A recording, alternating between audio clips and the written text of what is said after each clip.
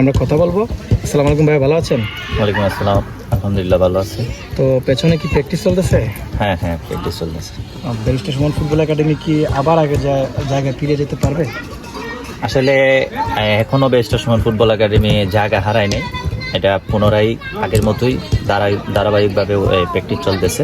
এটা তো একটা অরাজনৈতিক প্রতিষ্ঠান বেস্ট সুমন ফুটবল একাডেমি। আমরা যেভাবে আগে আমাদের প্র্যাকটিস চালু ছিল, এখনও এইভাবে প্র্যাকটিস আছে। আমরা এই ধারাবাহিকভাবে আমরা ঘুমন্ত ফুটবলটাকে জাগানোর জন্য আমরা কাজ করতেছি এবং আমরা কাজ করে যাব।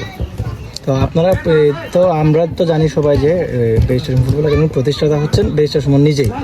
তো ওনাকে আপনারা মিস করে প্র্যাকটিসটা কীভাবে চালাচ্ছেন? আসলে উনি তো হচ্ছেন গিয়ে প্রতিষ্ঠাতা, আর একাডেমিটা হচ্ছে গিয়ে ওটা মোপারশল এরিয়াতে চলে। উনি তো আর এখানে উপস্থিত থাকেন না।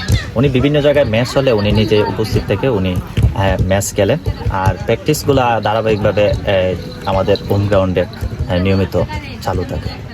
তো উনি মিসিং হওয়ার পরে কি আপনারা আগের মতোই কন্টিনিউ চালাইবেন এটা? হ্যাঁ হ্যাঁ, অবশ্যই। এটা একটা বেস্ট সুমন ফুটবল একাডেমি, এটা সারা বাংলাদেশে একটা সুনামধন্য প্রতিষ্ঠান। এটা সবসময়ই আমরা চেষ্টা করবো এটা ধরে রাখার জন্য। এতদিন কি প্র্যাকটিস অফ ছিল? না, অফ ছিল না।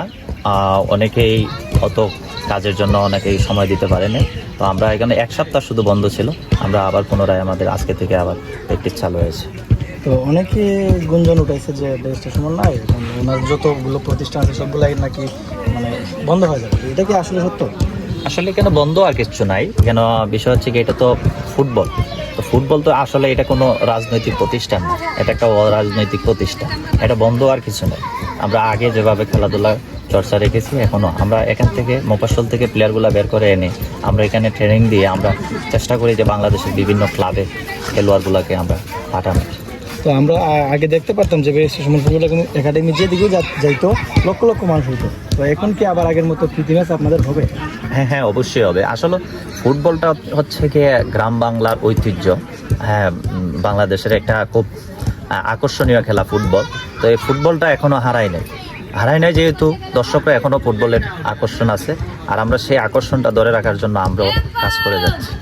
তো আপনাদের পরবর্তী টার্গেট কি টিমকে নিয়ে? আমাদের টার্গেট হচ্ছে গিয়ে আমাদের এখান থেকে জুনিয়র লেভেলের খেলোয়াড়গুলারে আমরা এখানে এনে আমরা প্রশিক্ষণের মাধ্যমে তাদেরকে আমরা ঢাকা, বিকেএসপি এবং বিভিন্ন ক্লাবে আমরা তাদেরকে উচ্চ শিক্ষার জন্য আমরা ওইখানে পাঠানো হয়, যাতে তারা ওইখান থেকে ভালো প্রশিক্ষণ নিয়ে বাংলাদেশের জাতীয় দলে খেলার সুযোগ পায়। তো সর্বশেষ বলতে চাই যে আপনারা প্রতিষ্ঠাতাকে মিস করেও কি টিমটা থাকবে?